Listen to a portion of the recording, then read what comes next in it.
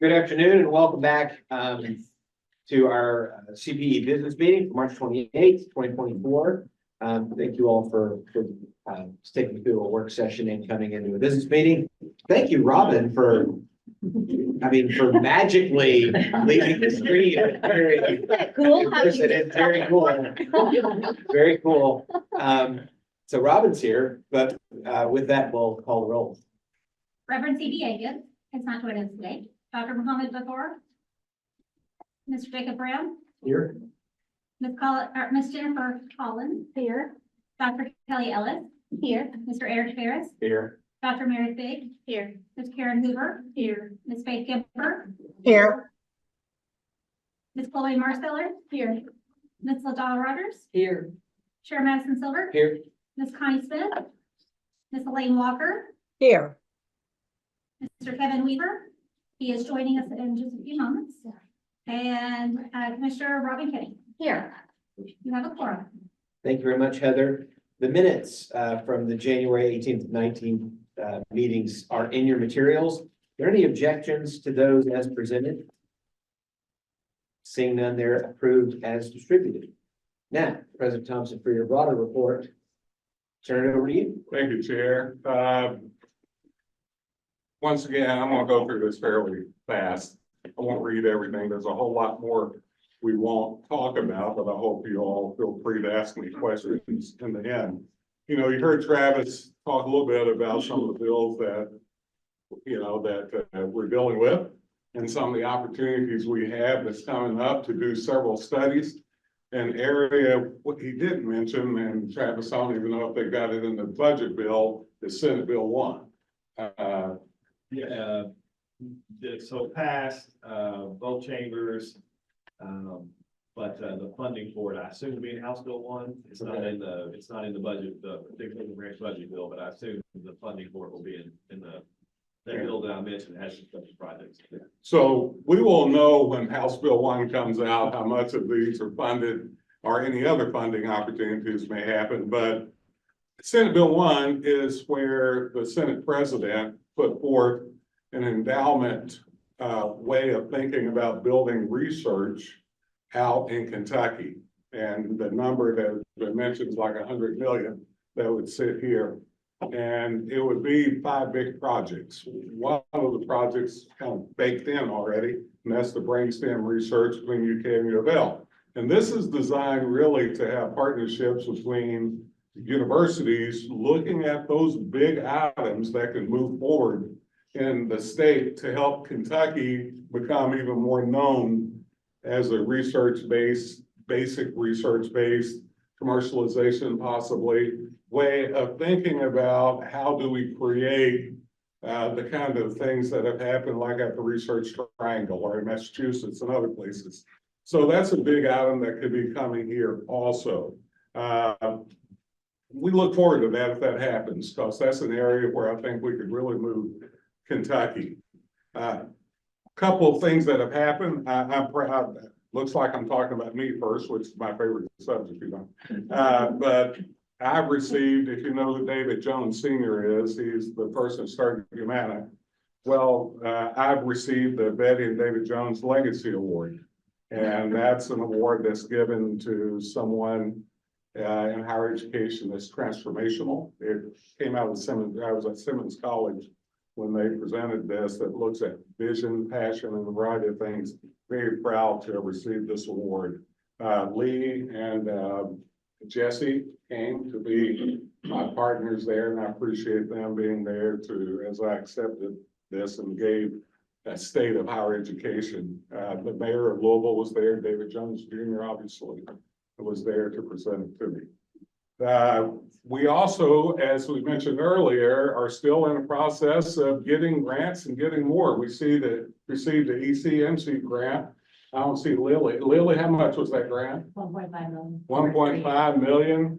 Then kind of came after that, we got another grant from Lumina to do the great BCMC work is focused on what? Student basic needs. Student basic needs. And we then backed it up with an award from Lumina for the great admissions redesign, looking how we can build a better pathway between our institutions and our students to let them know how they can get into college and stay in college using up-to-date technology, including AI, to make that happen. Kentucky was one of the few states to get this, and that was hugely based on our ability to really focus on innovation. So I'm happy to get that. Lily, by the end of tonight, will be presenting, I've been working on this, a James Graham Brown application to really foster more of what we're doing in our student success collaborative area. Also, we just had our Student Success Summits. Some of you, I don't think you all could join us, but you should have. Fantastic. We ended up having 400+ people at Western Kentucky University from around the state. We gave out some awards for people that have been our partners in these endeavors, like Eric Friedlander, who is the Secretary, as you all know, of Health and Human Services. James Graham Brown received the big Student Success Award since they're investing in us millions of dollars to do this work. But it was a very successful summit, and this was the 13th year, right, Melissa?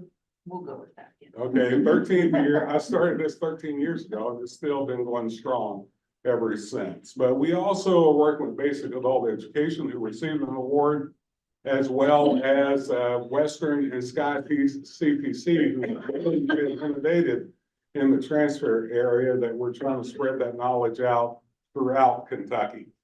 You know, there's been a lot of events going on. The Climb Health Convening will take place May 14th at the Campbell House. Tell what Climb is quickly. Career ladders and mental and behavioral health. Right, and this is a relationship, once again, with our partners. Eric Friedlander and the group, they're giving us how many? 1.5 million now. We're getting ready to ask for more. That's right, to build out these things that we're doing, which I think has been just unbelievable. I should have said, Lily, his office also has partnered with us, giving us how much money for our connectors on every campus? 1.6 million a year. That's right. So, in other words, we're. This is like I feel like I'm on a game show. How much did you get? Tell about it. Nothing to the table here. This is what we have to do, you know that, right? Yeah. And we'll have our 2024 pedagogic time. We're bringing Stephen M.R. Covey in. So y'all are going to be invited to the dinner, small dinner. Please sign up if you haven't. Going quickly, we have, I think, only 1,000 seats that we can seat inside the auditorium. The dinner's for 60. So this is a big feat. Give Janet Weiss all the credit here, along with BKU. Myself, we wrote them, and they were willing to come. We'll give them a Kentucky caramel, so you'll feel good about. Business and industry will be joining us. So if y'all are really interested in doing it, I won't say this just normally doesn't happen for Kentucky. And CPE, we're sponsoring that along with EKU. So hopefully you can come. You know, Sarah Levy, who I go around the hall saying Sarah Smile to, who's the head of our licensure group. Sarah has gone on to be an executive director at the NC Sarah, which is that group that sponsors across the border online licensing without a lot of hoopla and saves the states a lot of money. So we're going to miss Sarah, but Javonda Keith has been promoted to that role, and we're happy to have Javonda in that role. But I want to say congratulations to Sarah if she's listening. You'll see in the media highlights a lot of things going on with CPE. Hopefully, if you're getting the communication, we're sending you. We're always sending you stuff. We're proud to do that. Just a few of the webinars and keynote opportunities we had nationally. We've done things with why mental health and wellness, where I was one of the keynotes. Looked at a variety of issues that surrounds mental health of our students in Kentucky, as you all know, and the council is on the forefront of doing this, setting up processes to help our campuses build around mental health. This really actually before COVID, but during COVID, we were able to do it more in depth. We asked the governor gave us 13 million to focus on that. And we've been able to set that up. So now we're going around the country talking about it. I was a panelist for the Chamber of Commerce gathering with Ryan Quarles and Mason Dyer, talking about the state of higher education in Kentucky and what we've done, what we need to do, and how we need to do it better. Carl Wilson, who's over in Workforce and Business Partnership, has done some work and done a forum with our SIB partners, right? Leslie in that area. So Dr. Bell, who spoke at the Capitol, and posters at the Capitol. These are only a few examples of what your staff are doing around all over the place. I won't list all the things that happen on TV, on radio, or in the newspaper for, but I will just say that some national publications have really called on us to give interviews and speak a lot. Lily was on several with me, Lee Nimitz, and a variety of folks from here. Travis Powell, as you all know, has done so many of our legislative pieces in front of our legislators, talking about what is good for Kentucky. Leslie Sizemore's been over there doing that. So as a whole, that's just a quick update. If y'all are ever interested in coming to hear us, please do so. Some of you have already, and I appreciate that.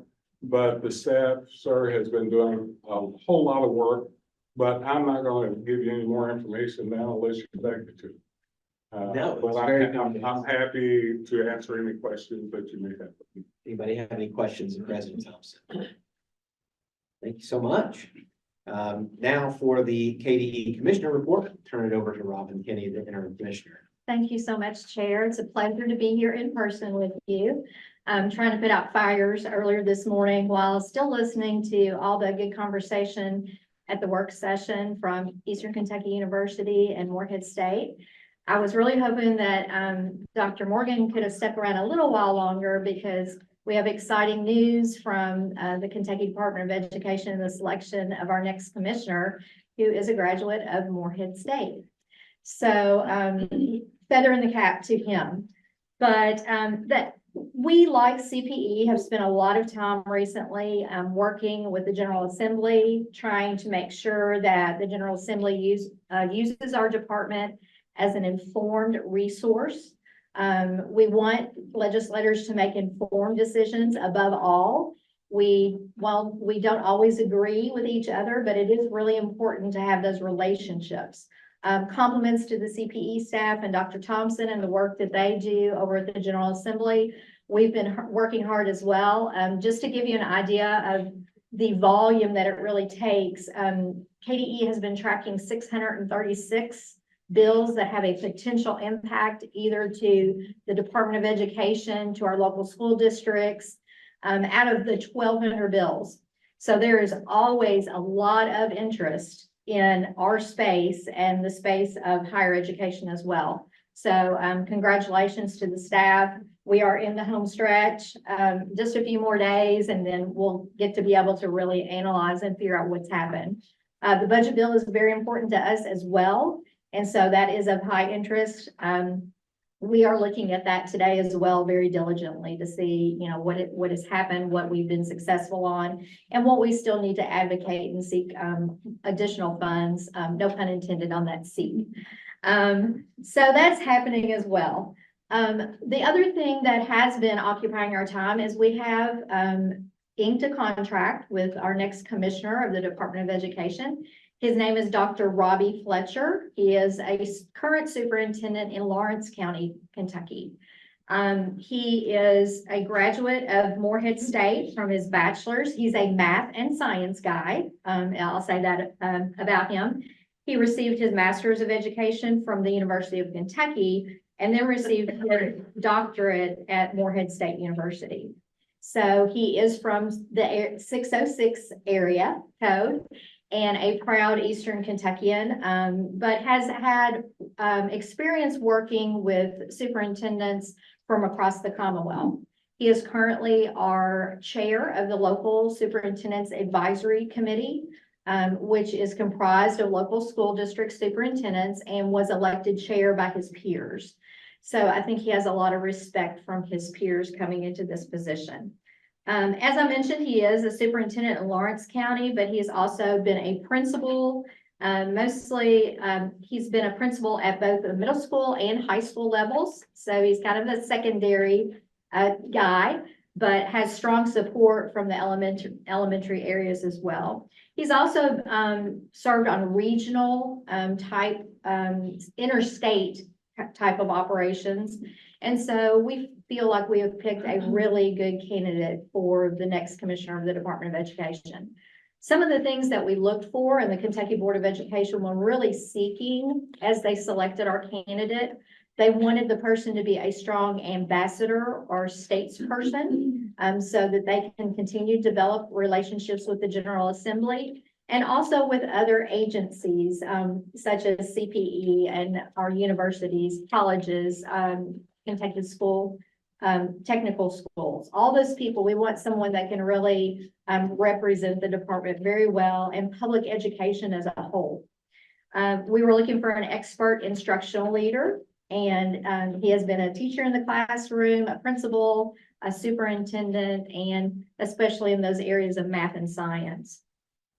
A strong organizational leader to lead our department and all the staff that are there. And also to continue the advocacy for Kentucky United We Learn. And I'll touch on that in just a minute.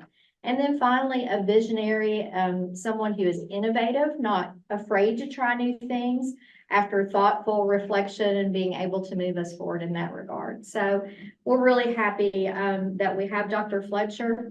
He still does have to go through the confirmation process. This is the first time that a Kentucky Commissioner of Education has to go through Senate confirmation.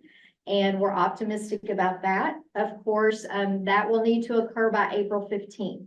So by sine die. So we're looking forward for Dr. Fletcher to get through confirmation and starting with us on July 1st. One of the things that was really important to the board, and I think maybe you all have talked about this before with Dr. Glass, but the whole United We Learn initiative, really rethinking what the Commonwealth of Kentucky desires in our educational system. And out of that, Dr. Glass started with that back in 2021 and started with listening tours from people all over the Commonwealth. What do you want education to look like in K through 12? And out of that, it really came three big areas. We want vibrant learning experiences for our students. You know, students can pick up the phone anytime and ask a question and get an answer. But we want vibrant learning experiences so that they know how to learn and how to think, not just ask a question and get an answer back. So vibrant learning experiences are really important to all of us, especially as we hand off students from our world into the post-secondary world or military or the workforce. So vibrant learning experiences are really important to us. It's also really important because we see high levels of chronic absenteeism right now. And to get students back into the classroom and get their families really embracing what education is all about, we've got to create those places that kids want to come to school. We also are looking for, as part of the United We Learn initiative, we're looking for innovation, especially in the areas of assessment. So our testing of students. If we're going to teach and create different learning experiences and different ways to learn, we're necessarily going to have different ways of testing and showing evidence of that learning. And then finally, engagement with our communities. And we have heard from our communities across the Commonwealth. We have 171 very unique and different districts. And they want to have a voice in what their community says is important to come out of their education system. And so we really want to focus on those three things as we roll forward. So Dr. Fletcher embraces the Kentucky United We Learn initiative. That was one of the very specific questions that our board asked. And, the work of listening and learning what we want it to be has kind of been done. And now we're going to turn and ask Dr. Fletcher to implement that. So he is very excited to join us. We're excited to have him. And I know he looks forward to working with the Council on Post-Secondary Education. And we will get him available as soon as he can get confirmed. So that's just a little bit of a report from the Kentucky Department of Education, but I'm happy to answer any questions that you might have. Did you want to comment on the bill to that would make our board members elected?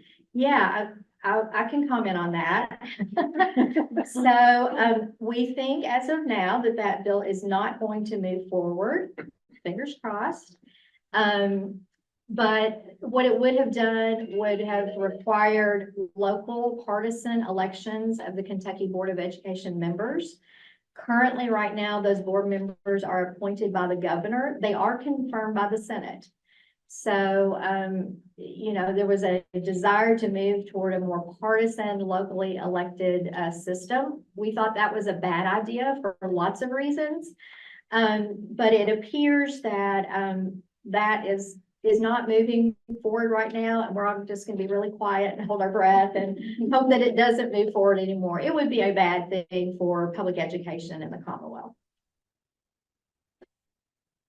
Any other questions for the commission? Thank you so much. Thank you. And she has done a wonderful job. Yes. I said it earlier, you may not have heard me, or I said it somewhere this morning, but it's been great to work with her, as Dr. Ellis will tell you. But it's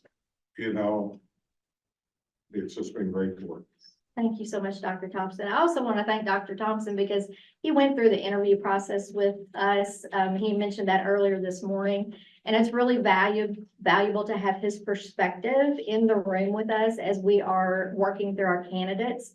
We want to make sure, and we had those questions about cradle to career to make sure that we were selecting a candidate that really embraces the whole learning opportunity of a student.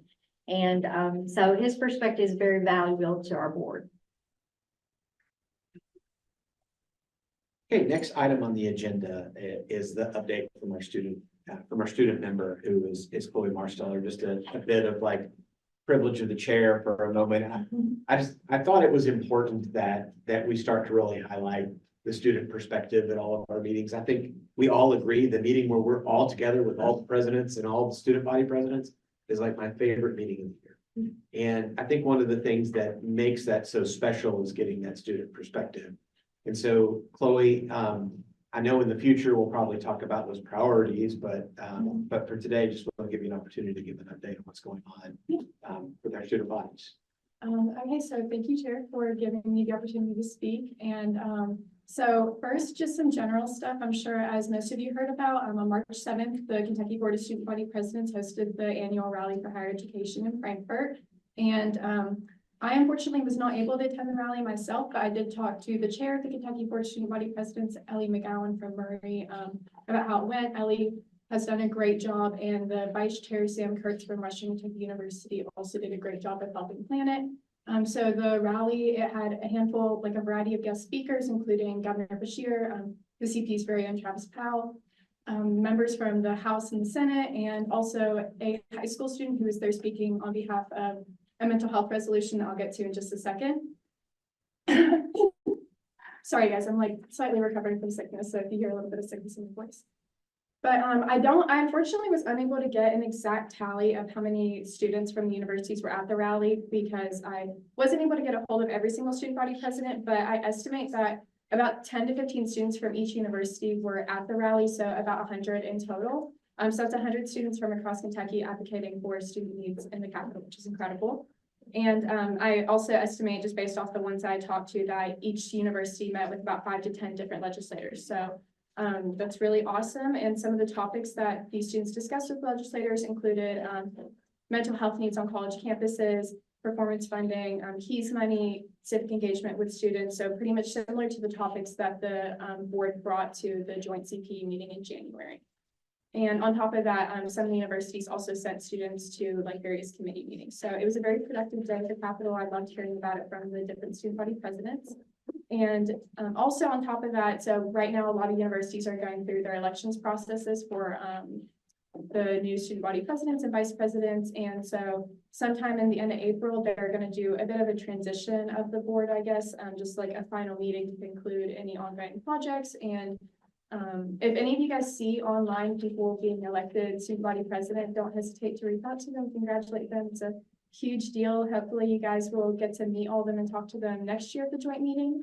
But if anybody wants to be put in touch with any of the incoming student body presidents beforehand, just reach out to me and I can put you in touch with them.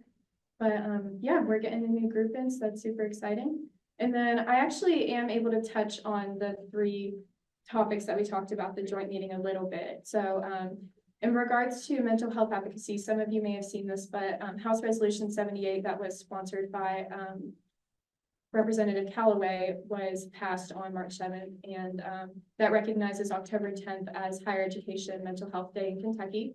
And this effort was really pushed by the University of Louisville student body president, Katie Hayden, and as well as some other students and university representatives helped out with that as well. And then on top of that, all the student body presidents who I've spoken to have continued to advocate to their administrators of their respective universities about providing mental health resources. And again, like I said, pretty much every university touched on that at the Rally for Higher Education to legislators as well.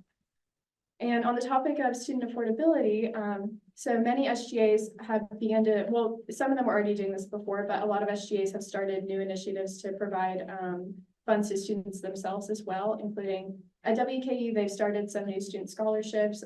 Morehead State also has started a few scholarships. And on top of that, there's opportunities at pretty much every university for organizational aid that goes towards lowering like the cost for students to be a part of certain student organizations. And on top of that, at Morehead State SGA, they recently put funds towards the Counseling and Health Center to lower the cost or completely eliminate the cost of student co-pays for whenever they have doctor's visits at our clinic who can't afford it or who don't have insurance. And on top of that, most of the SGAs I spoke with also brought up the topic of increasing KEYS money to try to match rising tuition costs whenever they were at the rally. And then finally, on the topic of civic engagement, the University of Louisville SGA and Morehead State SGA both reported to me that they have been meeting with officials in their counties in regards to establishing voter locations on campus. And Murray State already has a voter location on their campus. So President Ellie McGowan has been trying to assist the other student body presidents in that process as well. And UK SGA also is making efforts towards getting mail-in ballot boxes put on their campus. And representatives from both University of Louisville SGA and UK SGA have taken trips to Washington, DC this semester to advocate to US legislators, which is super exciting. U of L, their topics that they relayed to US legislators included advocating for maintaining the federal work-study program, expanding awareness around SNAP benefits for work-study students, and just generally college affordability as a whole. And UK spoke to them about DEI and mental health awareness.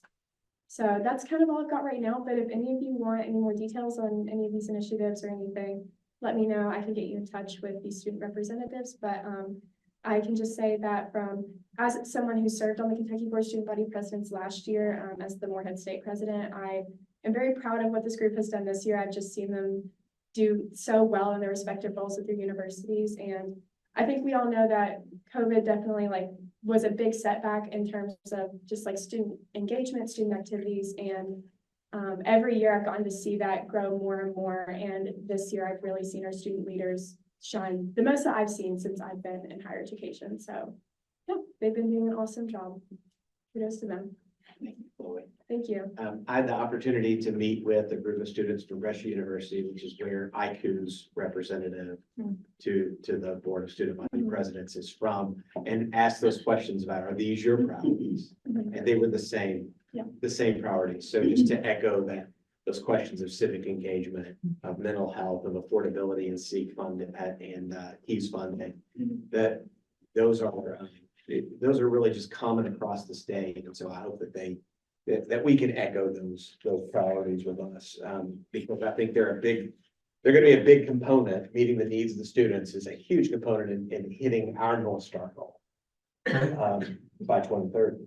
Absolutely, and it's really interesting listening, this came from the students, but it's so well matched our agenda, right? It's Yeah. almost like we had told them you should do this, but they understand that, which tells us our agenda truly is reflecting what the needs are. But I've heard a lot of positive, other than Travis' wonderful speech. I heard about all the things that you guys did down at the Capitol. People responded, talking about just how engaged you were and how much we have to look forward to our future, all of us a little bit older people, because we got young leaders coming to take control of us. So good job. Thank you, Chloe. Thank you, guys. Any questions for Chloe? I will say that a link to Travis's speech is in your onboard materials. It starts at the 10-minute and 19-second part. Please grade It it goes off for accordingly. like 2 hours later. Learned after best. Next item on our agenda is KHEAA and KHESLC's role in college affordability. Aaron, you were gonna- Yeah, please. Yeah, I'm happy to. Lee, come up to the table too for a second. It's important for me to say that CPE holds a board seat on Kia and Kieslick. I guess no longer on Kieslick, but Lee has been my proxy for that for at least 200 years or so. But she does a much better job at this than I could ever think about. But I just want to take the moment, just welcome Joe Carroll to our board and to upstairs. By the way, her office is on the first floor. I get the penthouse, she gets the main house. But the idea that to have someone of Joe Carroll's status come in, and then when I first met Joe Carroll, she worked at Kia, and then over the years went to LRC, then came back. And I'd like to say that Kia and CPE always were on very friendly relationship terms, no doubt. But when Joe Carroll came, we were extremely excited. I will just say that. Because she brings to the table just not only knowledge, but an ability to actually partner and want to do that as we want to do that. So I just wanted to say, welcome Joe Carroll, and so happy to have you in that role and happy to welcome you to our council. Thank you very much. And I'm gonna let Joe Carroll have center stage, but I just sort of back up everything that President Thompson said. Leadership matters and partnership matters, and having somebody the caliber of Joe Carroll as a partner to us has just been a breath of fresh air. And so welcome. Look forward to continuing to work with you. Thank you. I appreciate that very much. And Dr. Thompson, you may not even not know this, but during some of my time at Kia, I actually partnered and worked for CPE administering the academic common market for Oh, actually, I did know that and forgot about it just then. Yeah. So I've been around for many years. I started my career at Kia, spent 17 years, and then went to the Legislative Research Commission for 12 years. For the Education Committee, I was the committee staff administrator there. And last September, I returned home to Kia as the executive director. So I was very thankful for the invitation to come here today and just give you all an overview of who Kia and Kieslick are and what we do. Sometimes you may hear the names and know we have something to do with financial aid or something to do with student loans, but try to give you a little more information today. That works. I'm not going to go line by line through all these slides. I won't put you through that. But I thought that it would be good for you to have the information so you can go back and refer to it at a later time. But Kia has been around for 58 years, and we were created for several reasons. One, we are the guarantor for the federal family education loan program. And what that means is, loans made by banks, we back those up, and then we also perform the default prevention and collection services for those loans. You probably know us best as the agency that administers the state-funded grant and scholarship programs. I think last count, it's around 14 programs that we administer, not counting the 3 new ones that just passed the legislature. We dispersed just under $372 million to over 139,000 students in FY23. So it's a pretty big impact. And if you compare that to just 10 years ago, it was 189 million to 89,000 students. So that's the growth of our programs over the last 10 years and the volume of students that we are helping. We provide a comprehensive statewide outreach program. I'll get to a little more into that. We also, and probably many of your institutions know this, we provide FAFSA verification and cohort default management services by contract to those institutions.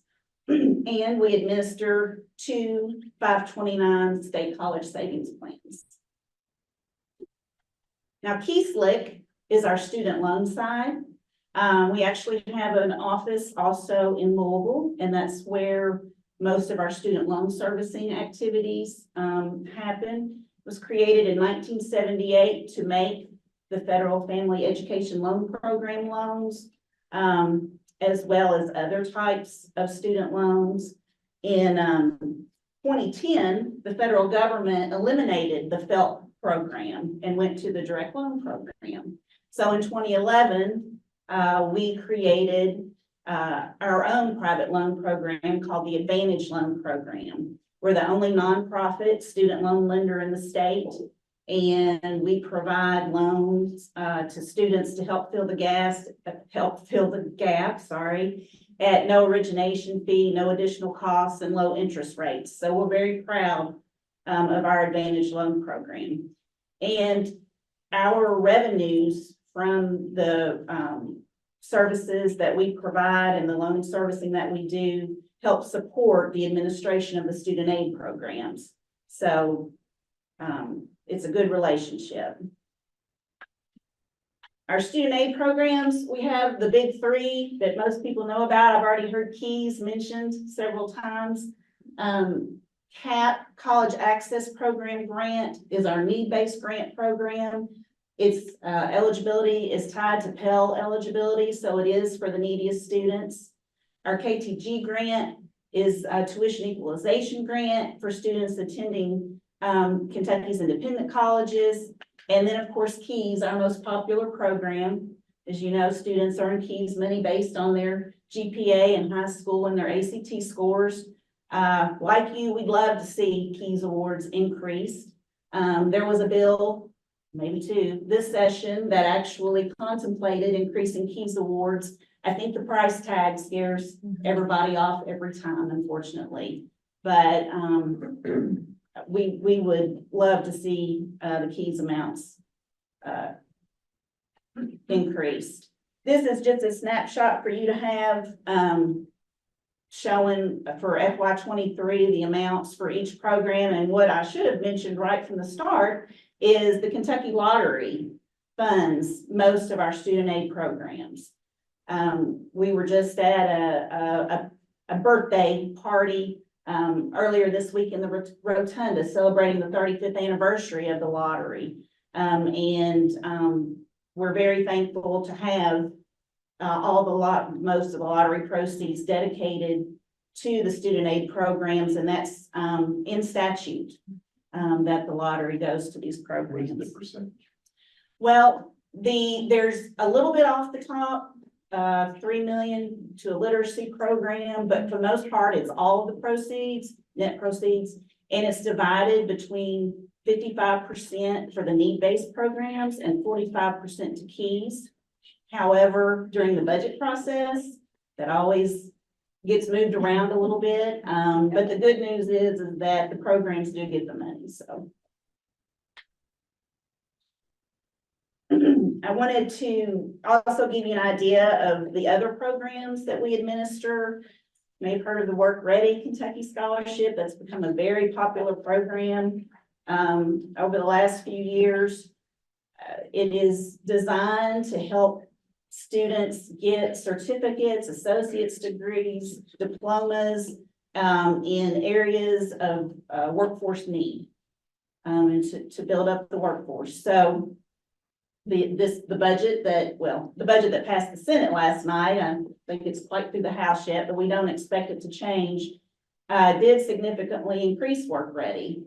You can see in FY 23, we dispersed over 13 million, and the budget that passed last night put 20 million toward Work Ready. Which for those that, I know you know this, but our KCTCS folks mainly use that. Some four-year campuses do, but it's really designed for those 5 big workforce sectors like construction, to really get people in the workforce fairly quickly. And it's worked wonderfully so. You know, in many ways, I'm sure that you would argue there's more efficiencies we can offer to it, but that's an area that's been able to help us.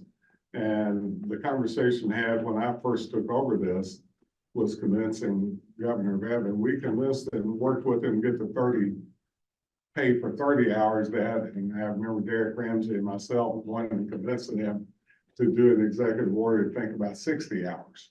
And now it's at 60 hours that this will cover all the way through an associate degree. Is that money evenly distributed over those 5 different? Not necessarily, no. It's based, if it's an eligible program, then it is based on who applies to receive those funds. I don't have data with me today to break down. But I'm happy if you wanted to. Sure. Also, we have a very large dual credit program. Dual credit has 2 sides. We'll call the general ed dual credit and the Work Ready dual credit, which focuses on CTE dual credit courses. Students can take 2 CTE dual credit courses each year, all 4 years of high school, and they can take 4 general ed courses over their junior and senior years of high school. This program has grown exponentially over the last several years. What the program pays is 50% of the KCTCS rate, and to participate, schools have to cap their dual credit costs at that rate for everybody. In 23, as you see, we did over 12 million in the general ed side and 8 million in the CTE side. I think we're on track to spend 22 million this year. The budget didn't quite give us all the money we think we might need for dual credit, so we'll see how that plays out here. I wanted to mention the Innovative Scholarship Pilot Program because this is a program that we partnered with CPE to provide. It showed up in the budget last time around as a pilot project. There is no statutory language for the program.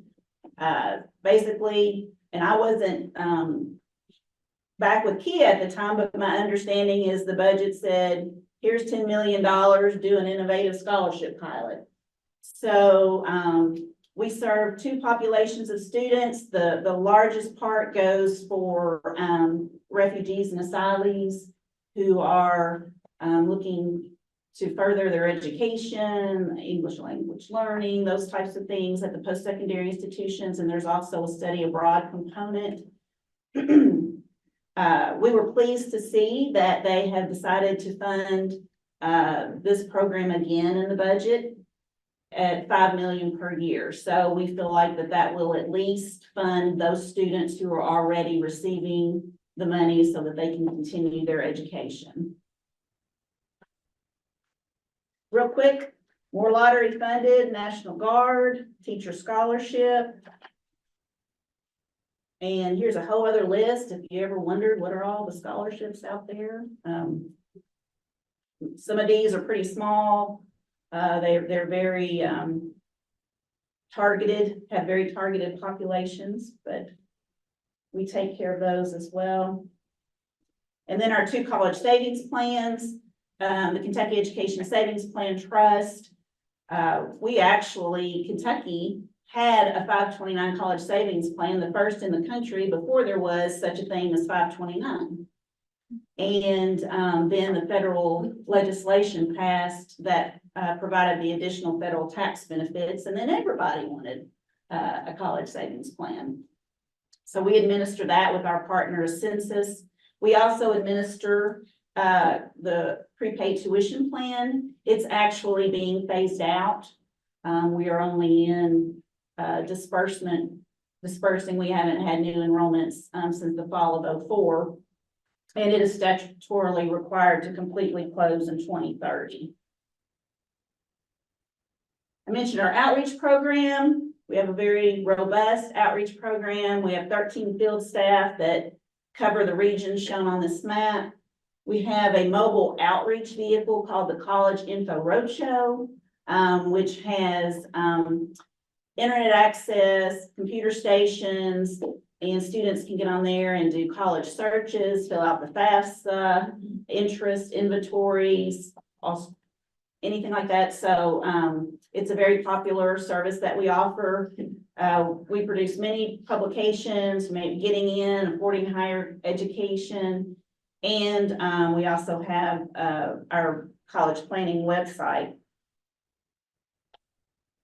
We also partner with Kentucky Campus Compact to do the College Coaches Program. We provide training and stipends to 32 AmeriCorps member coaches, and we provide a full-time advisor to oversee the program. And the map shows the different schools where those college coaches are located. I wanted to touch on one of the issues that we're dealing with right now, and I know all of you, all of our institutions and our students are as well. It's the FAFSA simplification. It has been anything but simple up to this point. As you know, it's major changes to the FAFSA designed to make completing the FAFSA easier for students and families. Getting there has been the hard part. And as you probably know, there's been significant delays in processing FAFSAs this year. Normally, the FAFSA would have opened on October 1st. It opened, was it 30th, 31st of December, kind of a soft launch, going off and on. The Department of Ed is, Federal Department of Ed is finally starting to send some of they're called ISER records, the FAFSA records to the schools. We've received KIA has around 150,000 so far. We received those ISER records for all students who submit a FAFSA with a Kentucky address or who indicate they're going to attend a Kentucky school so that we can process the state financial aid programs. This has, I know, caused a lot of distress for students and their families as they're trying to plan for what they're going to do in the fall, as well as the institutions who cannot package aid until they have these ISER records. We are trying to just be ready to process all those records as they come in. There's still kinks being worked out, and it seems like every other day we get another notice about something that they've discovered or needed to fix in some of the records. So I guess our message is, we've been trying to get this message out to students, is still fill out the FAFSA, hang on, we'll get there.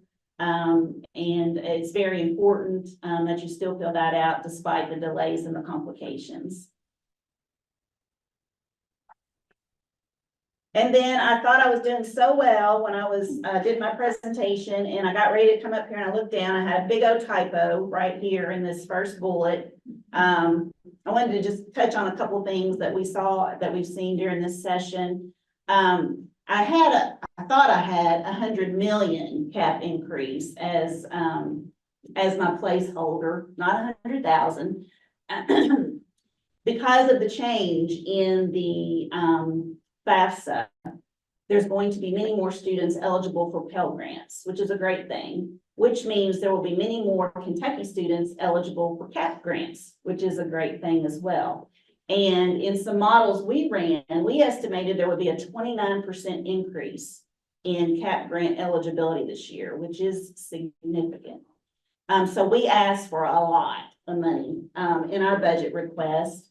And, we didn't get 100 million each year, but we did get, 67 million more and 73 million more in each year above what we think we'll spend this year.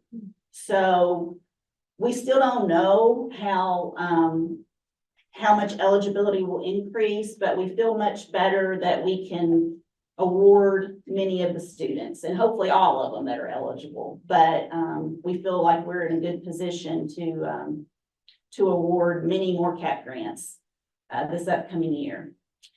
I mentioned that we got some new programs to administer. There's a new teacher scholarship that is very similar to the one we currently administer. And there's also a teacher stipend program. Well, we will be sending $5,000 to students for their student teaching semester. There's also a rural veterinarian student loan repayment program, which will provide money to vets who serve in large animal vet practices or capacities in certain areas of the state. And that's all I had. And I'll be happy to answer any questions, or you're welcome to reach out at any time. Joe Carroll, I appreciate you ending on the new programs that we're going to be administering, because at one point during the legislative session, we were almost administering a whole lot of new programs because there was a bill that would have had CPE fall under KIA. Yes, Yeah. there was, and I had nothing to do with it. I just wanted that on the record. I wanted that on the record. That's why I asked. Right, no, and I almost started my presentation with, well, here is the CPE takeover plan. But I didn't know you well enough yet to do that, so.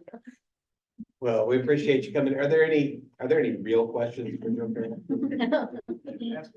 Yeah, Travis will say. I don't know if I'm gonna take a question. Travis. Did they fund those new programs? Have you seen? Yes, Okay. the new teacher scholarship is at 4.8 million in the first year, 10 million in the second year. The teacher stipend is 7.3 million in each year. The rural vet is 1.1 million, but my understanding is they only expect that to be like 5 vets in the first couple of classes. And they're really hard to get apparently. So we think that money will actually go quite a ways. I do want to thank Amanda Ellis, who was very instrumental in the conversation around the stipends and scholarship. We spent a lot of time over there having that discussion. The question I had, I was supposed to be speaking to Secretary Cordona at 3 on our FAFSA stuff.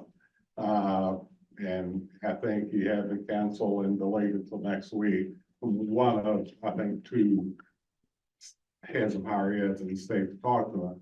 But our campuses are just reporting just massive issues. And so even though we're expecting, if everything's running smooth, we'd have that many more people sign up. I guess I'm a little bit, not a question, but I'm a little bit worried that we've done so well pushing FAFSA and our partnerships and so on, Gear Up. We've done so well. And now we're dealing with this. I hope it does not affect, because it's going to be the most needy of our needy, that it will affect the most. And so the concern, we got more money there. It may be easier, who knows, to bill it out. But for sure, there's major issues that they still haven't figured out how to work through yet. Right. Yeah. Yeah. It's a concern of ours as well. And our outreach staff, just continues to try to help, assist, reassure as much as they can with students and, those first generation students and those that, if this isn't old hat to you anyway, and it turns into a very frustrating process, it's so much easier to just say, well, That's right. that wasn't for me anyway, right? So we don't want that to happen. Thank you so much. Thank you. Thank you. Appreciate you. We thank you. Who served in. Our next item on the agenda is committee reports, beginning with the Academic and Strategic Initiatives Committee. I'd like to turn it over to Karen Hoover, who chairs that committee. For a report. The Academic and Strategic Initiatives Committee met earlier this week. We received 2 program updates and took action on 7 requests. Details for all these updates are in your materials. Staff provided its annual report of the academic programs approved, closed, and reviewed during the 2022-23 academic year. There were 150 new programs approved, of which 130 were undergraduate or postbaccalaureate certificates. Kentucky universities also reviewed 188 academic programs and made recommendations to grow, sustain, close, or be improved. Staff also updated the committee on its research that demonstrates the impact that parenting status has on enrollment and student success. They also discussed the work that the Kentucky Student Success Collaborative is doing to integrate holistic academic, basic needs, and child care supports for parenting students. Among action items, the committee reviewed and approved the staff recommendations to revise the dual credit policy. The proposed revisions streamline and eliminate duplication of the data submissions process. In its place, data will instead be more efficiently collected through the already established November data upload. Narrative reporting about teachers' professional development and communication strategies will not change and will be reported annually by July 1st. The committee also reviewed and approved 4 proposed new academic programs from the University of Louisville. First is a Bachelor of Science in Applied Engineering. The program will fill the gap between 2-year technician programs and the traditional 4-year engineering degree and appeal to students with a keen interest in application-based engineering projects and less interest in the theoretical aspects of engineering. Second is a Bachelor of Science in Biochemistry. That program builds upon their existing biochemistry track and is largely populated by students intending to continue in the healthcare field. This program was targeted to grow as a result of a baseline program review between 2019 and 2021. Next is a Bachelor of Science in Exercise Physiology that expands a current track within their Health and Human Performance program and will provide students with an understanding of human physiology and ways in which human movement and exercise initiate structural and functional adaptations at the biochemical, physiological, and biomechanical levels. The final program was a Master of Science in Artificial Intelligence in Medicine. That will prepare students to analyze medical care and public health care data and prepare students to analyze, present, and use data through computation, modeling, and simulation, machine learning, and advanced statistical analysis. The committee also reviewed 2 programs, new academic programs from Western Kentucky University. Their first proposal was a Bachelor of Science in Data Science and will merge computer science, statistics, and data analytics to harness the power of data for informed decision-making and innovative problem. Through a combination of theoretical coursework, hands-on projects, and real-world applications, graduates of this program will have the skills necessary to excel in the rapidly evolving landscape of data-driven industries. The other proposal was a Bachelor of Science in Neuroscience and is an expansion of an existing track and minor already being offered.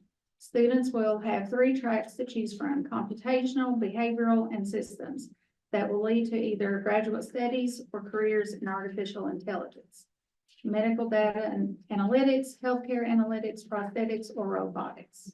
Mr. Chair, the ASI committee has reviewed the 6 proposed academic programs and the revisions for the dual credit policy and recommends the council provide an approval to them. Thank you, Karen. The ASI committee's recommendation for approval serves as a motion. A second isn't needed. Are there any questions or comments before I call for the vote? All in favor of the recommendations of the ASI committee, say aye. Any opposed? Motion passes. The finance committee report. Eric, will probably be your last finance committee. It's not, Don't leave. not as bad. Yeah. Bad, yeah. Turning it over to more able hands.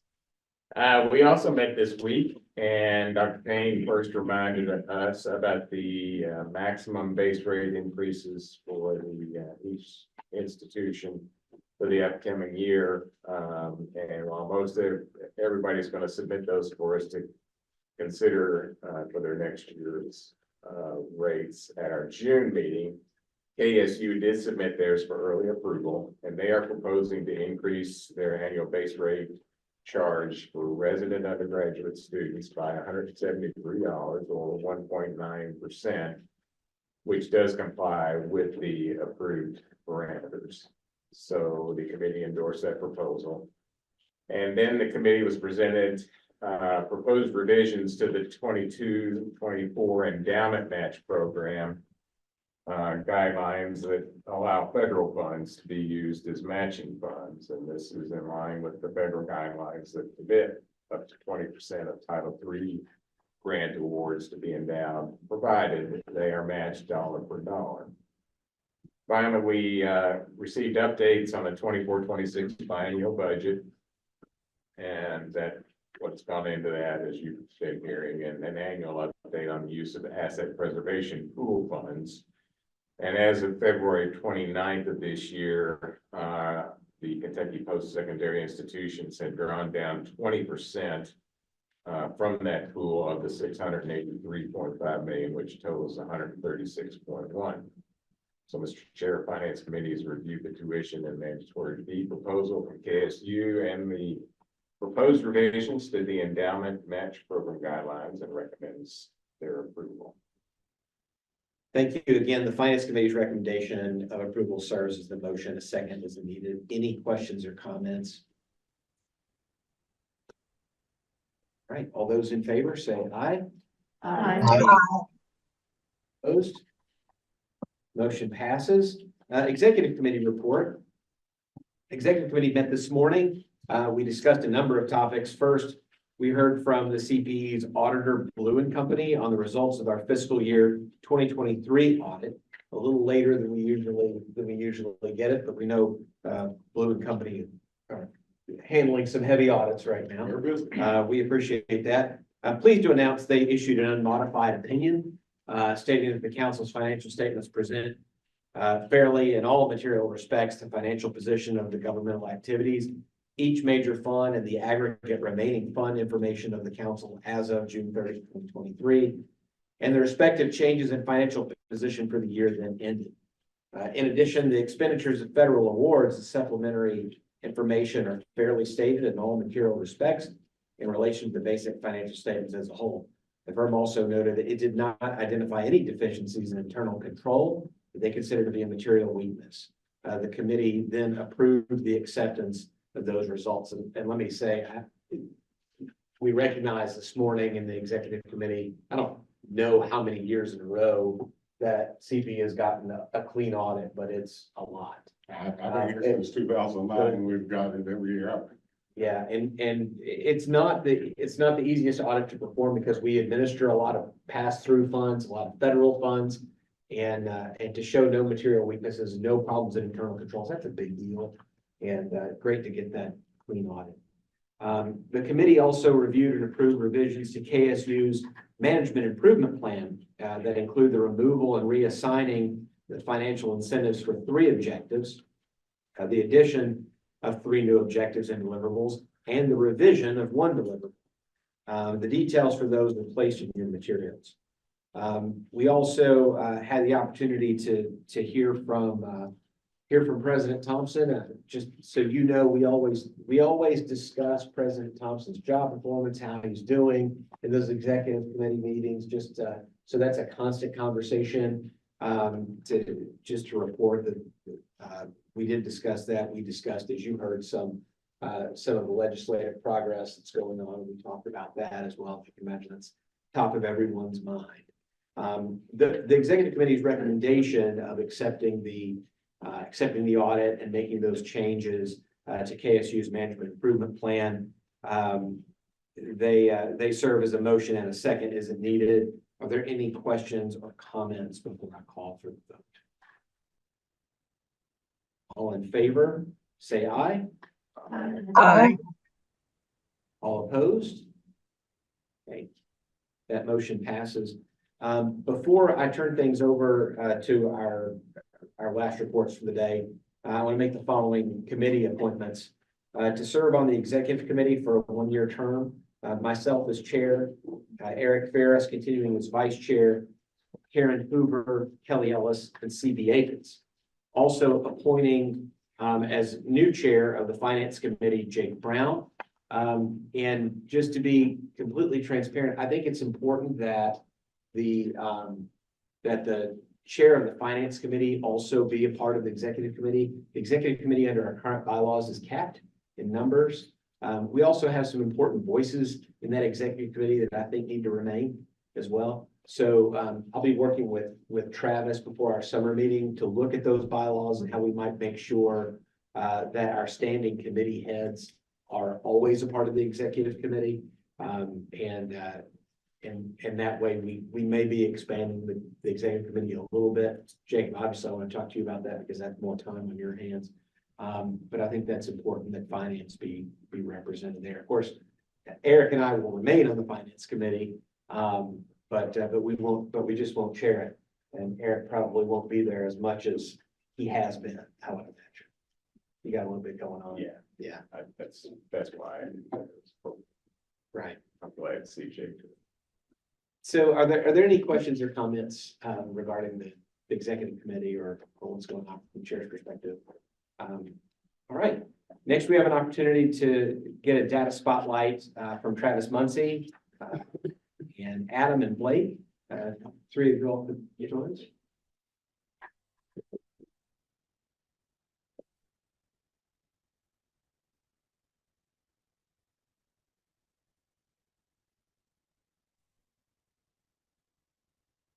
Good afternoon.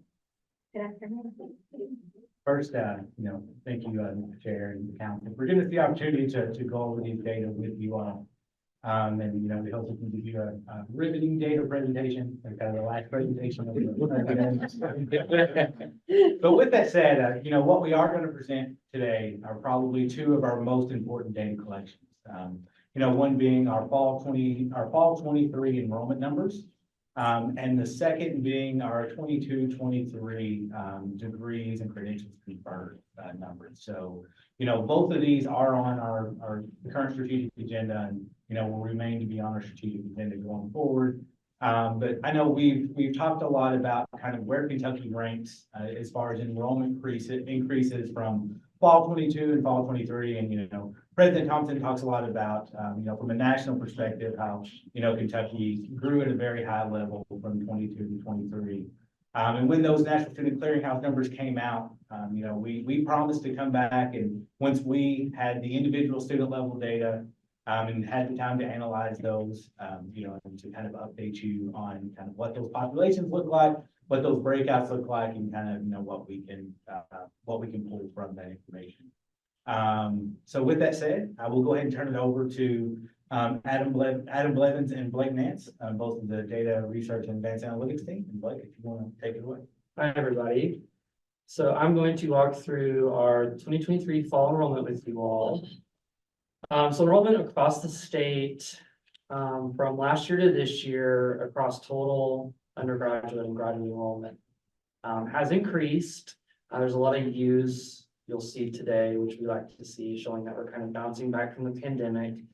As far as populations go, our undergraduate, first time, underrepresented minority, and dual credit all increased from last year across both 4-year and 2-year sectors. However, low income decreased across the 4-year and 2-year, and then adult only decreased at the 4-year publics. And while URM is continuing to grow at our institutions, one thing that I would like to point out is that our adult and low income enrollment is much lower than it was 5 years ago. And so here you can see statewide enrollment, we're starting to make that U back up. It's actually higher. Our statewide total enrollment is higher than it was in fall 2019. With a 1.4% increase. So we're seeing that rebound from the pandemic. And then from last year to this year, it grew 4.4%. And here you can see undergraduate enrollment and then graduate enrollment. Undergraduate enrollment almost is back up to what it was in fall 2019. It's only 1.4% lower than it was, and we saw a 3.8% increase from last year. And then graduate enrollment, as you can see, has stayed fairly flat. However, it is at the highest that it's been in the last 5 years as well.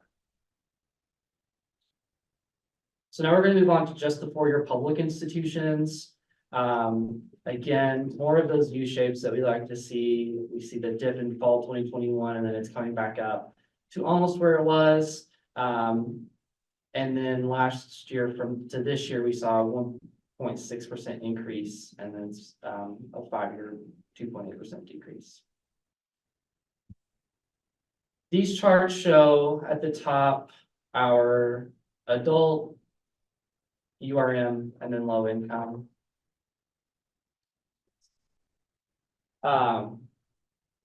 So undergraduate enrollment for underrepresented minority students grew 13% from fall 2019, and then 5.2% from fall 2022 to this year. And then 5-year and 1-year adult and low income enrollment trends have declined, like I mentioned earlier. Low income undergraduate enrollment decreased 23.9% from last fall. So that's where you see that big dip at the top, while adult enrollment decreased 2.8%. That's a massive decrease. Yeah, what's going on? Do we have any idea? Yeah, we do have an idea, several things, as a matter of fact, and Joe Carroll is here backing up. First of all, especially after COVID, we saw a dramatic effect on everything going down, but low income, which we already had a problem, especially on some rural areas, talking about the value proposition of coming to college, right? And our listening tour and our conversation tour heard from a lot of low-income parents and others saying, well, I don't think I can afford to go to college, or I'm not college material. So what there was, I would argue, not a comprehensive way of getting the information that they needed in their hands in a way that they can use it, right? So we're heavily low-income state. And so the argument, after looking at all the bits and pieces, one, finances, two, many went got jobs because they needed it, just to be honest with you.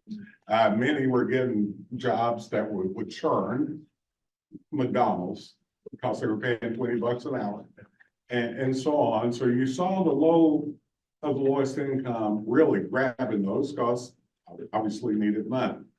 So there's a variety of reasons why we know it has a big effect. Now, our arguments for increasing performance funding from 3% to 8% for low income to get the campuses to go out there and get it.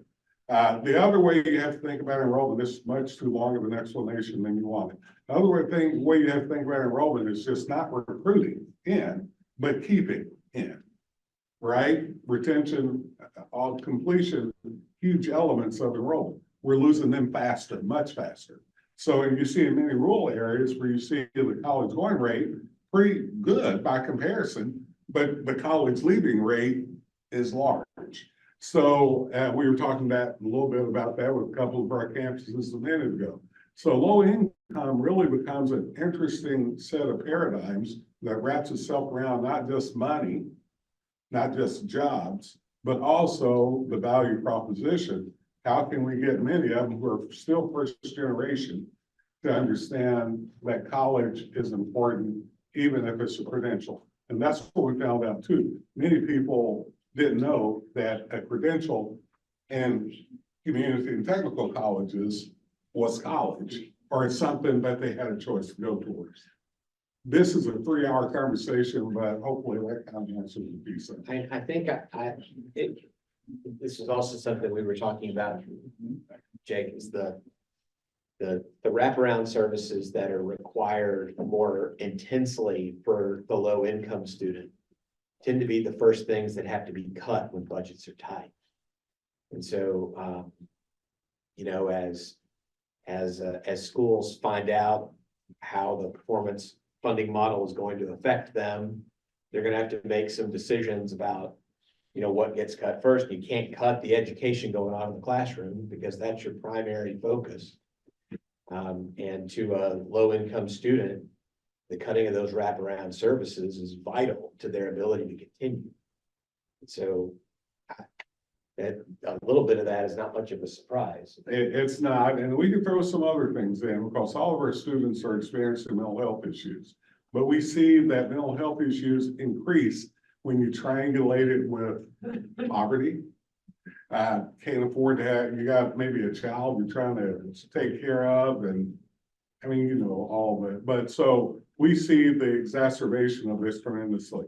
Reason why I'm so a little bit is an understatement of what's happened with FAFSA, because it's going to be those students. That's what we were talking about earlier. It's going to be those students once again. And in Kentucky before, our CAP grant ran out early before the lowest of the lowest got it. So we got more money in the CAP grant, we got more money in federal Pell. But if they're still not able to get it in time or understand they can get it in time, they don't fill out the FAFSA as much either. So there's so many elements around this that this has to be an area our campuses have to focus on. So the reason why we've looked at our data and said in our performance funding work group that you all have got to be able to be bigger partners with our K-12 counterparts and some others to make sure that these students are early enough to get it. Amanda Ellis, once again, what they're doing in our Kentucky Advising Academy focuses heavily on really getting this information out to them also at the high school level for about it. And just to add a little context, so these data track almost exactly with our college going rate for free and reduced lunch students from the high school perspective. And, you know, hopefully the incentives put in place, like Dr. Thompson was saying, you know, especially on performance funding, will really incentivize institutions to target those free and reduced lunch students and, you know, get them on campus and then put them on that post-secondary pathway. So, you know, we'll see. But then again, this is the four-year public as well. You know, KCTCS serves many more low-income students, and not saying that, you know, that's either a good thing or a bad thing, but, you know, just saying that kind of that trend has been going kind of the same way for most sectors. So. Thank you. That's a good question, Bob. That's a good policy question. Well, I mean, the bottom line to it is continue to drive a wedge, as it were, between low income and other status groups, as it were. I mean, we talk about this all the time. It's the haves and the have-nots. And so, as a taxpayer, I want more taxpayers. Exactly. And the way we do that is education. It's 23.9% of people who are more likely to not break the cycle of generational poverty in their generation. That's right there. And you're absolutely right. And that is our argument, by the way. You know, and this is the problem I have with URM. We need to get everybody in the workforce. Let's look at how we actually get them there instead of paying for them in other forms like Medicaid and prisons. And every other thing. And every other thing. Right. Every government subsidy that's out there. Yeah. So this chart shows first time in dual credit, the top line being first time students. More good news here. Like I said, you can see the regain from the dip during the pandemic, and these two are the highest that they are this fall than they have been in the last 5 years. So for that first time enrollment is a really big deal. You know, that is the early indicator for enrollment, and it's going up. And, you know, the good thing that we noticed, and it's not in these slides, but just for context, is we saw growth at even it wasn't driven just by the research institute. We saw growth at, you know, Murray State University, Eastern Kentucky University had a very strong first time class. So we saw growth in our region as well. So, Yeah, and another thing I want to offer here, just connect it back what the board approved. We also saw in our dual credit, we controlled dual credit policy where our low income students were not going into dual credit, even though it was helping. We had knowledge now that once they got it and they were in successful, but they weren't going in. So we changed our policy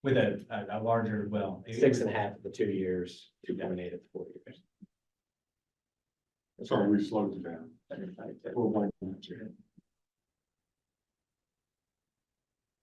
You put Dr. Thompson, I interrupt him all the time. All right. All right, now it's going crazy. There we go. Now I'm gonna turn it over to Adam. All right, so now we're going to go through and look at the update for the degrees credential portion here.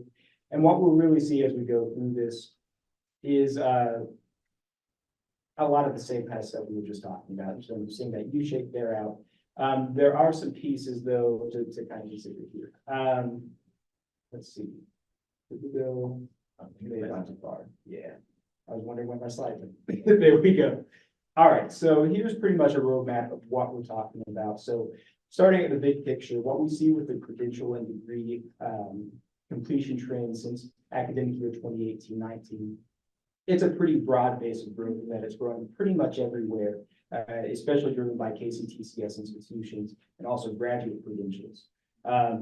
But the one spot where it's not necessarily following the same trend right now is for our undergraduate credentials at our four-year public institutions. Like we were talking about with that U-shape, a lot of that is just a lagged outcome from those enrollment retention dips we saw with the pandemic. So, you know, with that in mind, there's reason to expect that in our subsequent years, that will balance out as we graduate and retain those larger cohorts that are enrolled following that period. In terms of the subgroups here, we do see some pretty outstanding growth in terms of credential completion for our URN students. That population, it really continues to outpace the overall completion attainment rates across the sector. And then on the other side of that coin are the adult student and low income student population that we've kind of already discussed in the context of enrollment, but we also see some of those declines there as we look at our degree and credential rates as well. But big picture is enrollment trends are really again suggesting that this credential completion, these trends, in conjunction with increases in retention rate over time, are expected to essentially continue this enrollment increase, at least in the short run as we move forward. And we'll also have to continue to emphasize those low-income student populations, those adult student populations, in order to really achieve our 65-30 goal for the future. So we're starting here with the big picture. This is a chart of the total degrees and credentials, pretty much irrespective of sector, degree type, level, all that. So this is undergraduate, graduate, publics, nonprofits, pretty much everything that we have. And we see, again, a really nice trajectory upward, even with that U being very slight. You can see that in academic year 21-22, it's a pretty strong move upward, increasing about 2.6% over the last 2 years there, 9% since our base year 2018-19. Moving a little more granularly, we're going to focus more on the four-year public, two-year public side of this. For our four-year publics, like I said, we do see some decreases that we would expect after discussing the enrollment, as Blake showed. But we would also again expect this initial run in the upcoming years to level out and come back to those pre-pandemic levels at least. But we see about just shy of a percentage point decrease year to year to 22-23. 5.3% decrease over the 5-year trend shown here. And I should also say for our four-year publics, you know, a lot of that lag is because we're predominantly talking about not just any credential, not just any certificate. We're really largely talking about baccalaureate degrees. So those four-year degrees that take a little more time to work through for students, a little more time to complete, which is why we see this decrease compared to the 2 years we'll see here shortly. When we look at this in terms of our subgroups, again, we see really tremendous growth in that orange line down at the bottom. That's where our URN student population has an increase of 7% just in that most recent academic year between 21-22 and 22-23, 10% over the 5-year period in terms of its increase of completion rates or completions. But on the other side of the coin, again, looking at there in green, the adult students, we do see a decrease. It's pretty, it has leveled out in more recent years, but it's a pretty persistent decline over time, going down by about 23.2% over the period, even though it is again pretty flat in the most recent couple of And let me just throw in, once again, if they pass this, I'm they pass it. We add adult learner to our metrics for performance funding. The item that I'm concerned with, that our campuses have to respond with, they do need a much more robust, credit for prior learning. They need a much more robust item that allow the adult learners to get what they need to do, whether it's at midnight at night when they come off a shift, or whether or not it's working with our employers like Leslie Sizemore is doing, taking advantage of the scholarships and partnerships. So all of those now have become our strategies at CPE that's already starting to work a little bit if you see the numbers start coming back up. But we hope with all those other incentives that we're pushing and policies, honestly, that we're pushing, that we'll see those numbers starting to go back up. Business and industry have become our biggest partnership here in the regard, because they're willing to even take some of their money and pay for faculty, whether it's in nursing or other healthcare and some other areas that help the institutions really build on what they need to build on. Is the credit for prior performance, is that done on a school by school basis, or what's that look like? It is, and once again, I'm taking up more time than we have time for, but it's interesting to bring that question up because it's done on that. But now we're starting to do stuff at a statewide level with however we decide to work on it with our partners, like our institutions. Like we just came back from Fort Campbell, Kentucky, working with the veterans there. Got Carl here, and Leslie and other people that are directing toward how can we do some of these bigger things, like with vets and those coming. Those are still in the military. So we realized we're going to have to take another bigger approach in addition to the individual campus approach.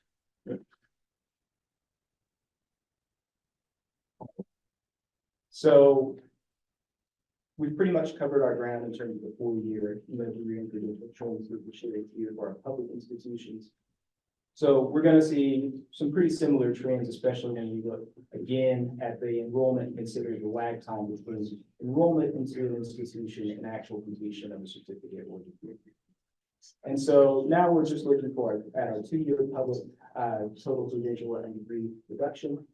And even with a brief kind of dip there, you see that U-shape again in that 21-22 academic year, it has rebounded pretty well. Completions here increased 4.6% in the last academic year, 7% over the 5-year span shown. And this is largely driven, whereas we were primarily talking about the baccalaureate 4-year programs or 4-year degrees at our 4-year institutions. We're talking about shorter term certificates driving a lot of this, as well as associate degrees being shorter generally, which is why we are already seeing some of this rebound at a quicker rate than we did with our 4-year programs. And again, just aggregating this, the trends are really, really similar between our 2-year and our 4-year publics. So our URN student population completion is growing really, really quickly compared to that average. And that's a lot of work that's gone into helping support those students, helping ensure that they not only enroll, but also have successful outcomes. We see a almost 12% increase just year to year for the last 2 there that you see, and almost 26% over the 5-year period. So that's some tremendous growth coming out of some excellent work supporting our students across the Commonwealth there. When we look at our adult student populations, we do see that they are not as dramatic over time as our 4-year publics, but they still have a pretty persistent decrease over the 5-year span, decreasing about 8% over that time period.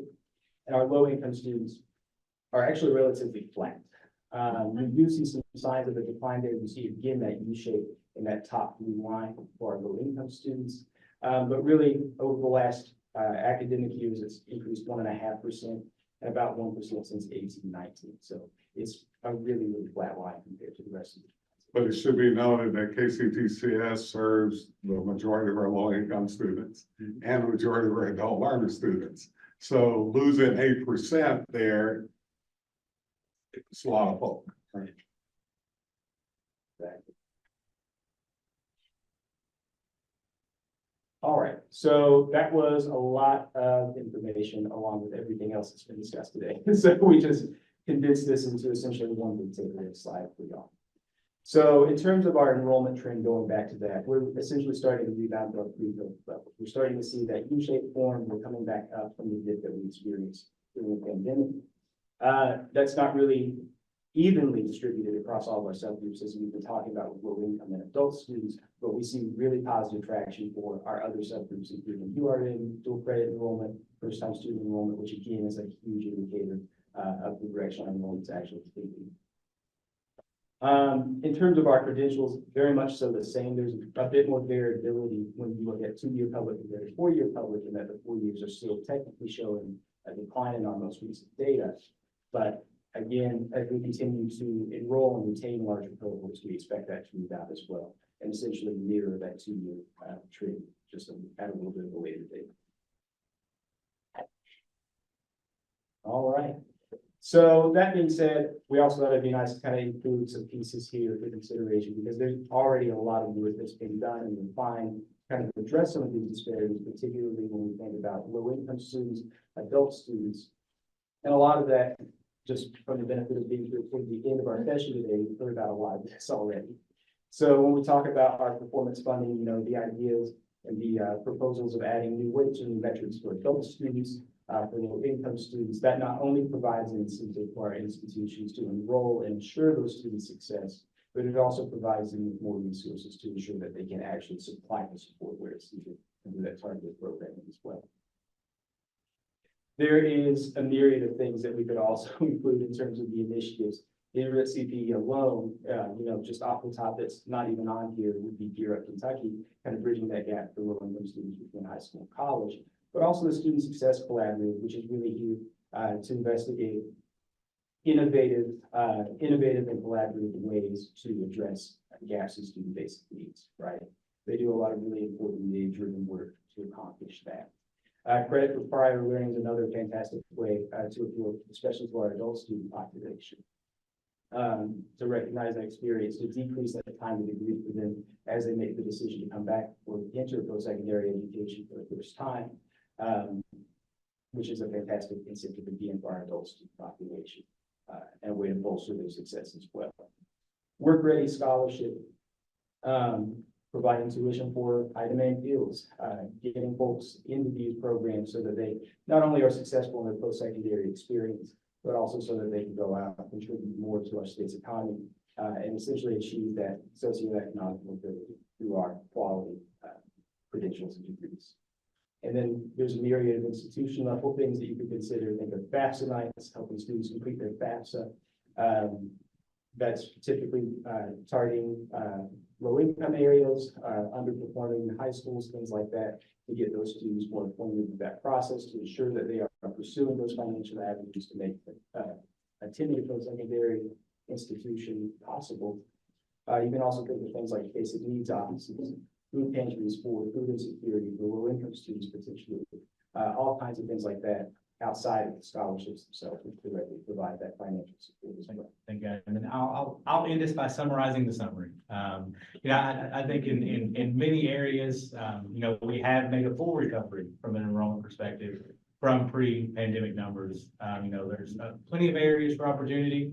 If we were to take that trend line even further back, you would have saw, you know, even kind of that trend continue of downward enrollment. So even that we've made that curve, I think is pretty spectacular. And hopefully as those cohorts go through, we'll start seeing the same thing in our degrees. But if you take that same thing, that trend out longer, you know, we've made substantial gains in our degree production as well, even with falling enrollment, which kind of shows the hard work that's been done, you know, especially in the efficiency metrics of retention rates, graduation rates, and things like that. So hopefully this time next year, we'll have even more good news for you. And to finish the summary of the summary, Kentucky was one of maybe one state or two states to have rebounded faster from COVID than any other state. I've given now 2 or 3 national speeches on this, so it's been good.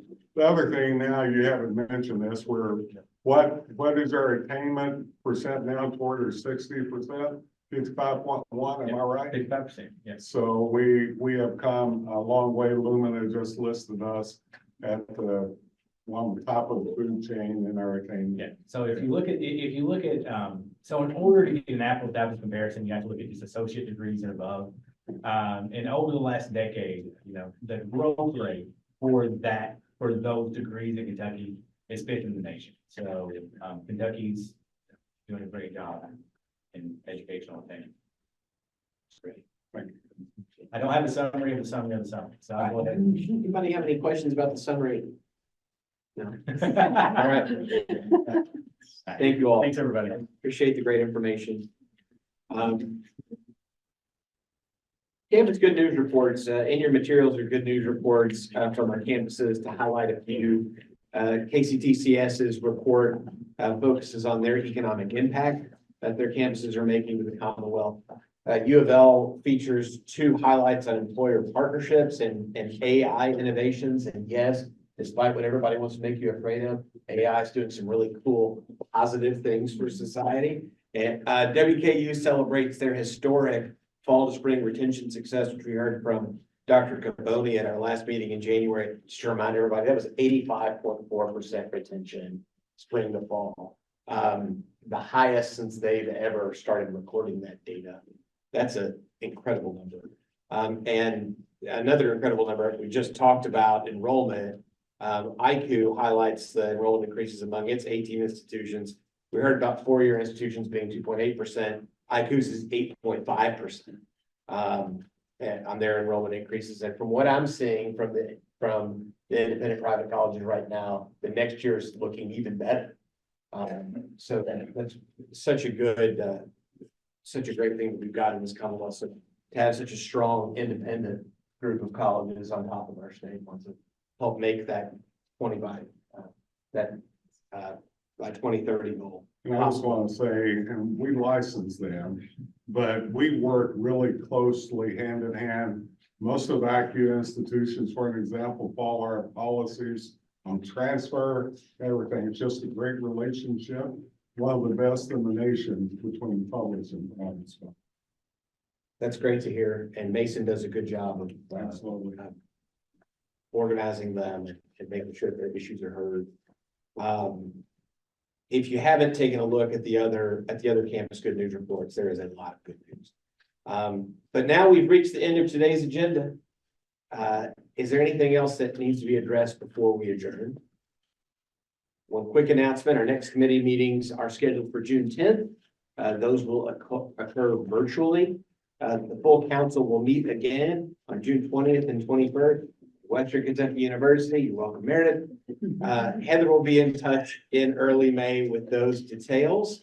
And coming to the end of the agenda, it's the chair's privilege to adjourn.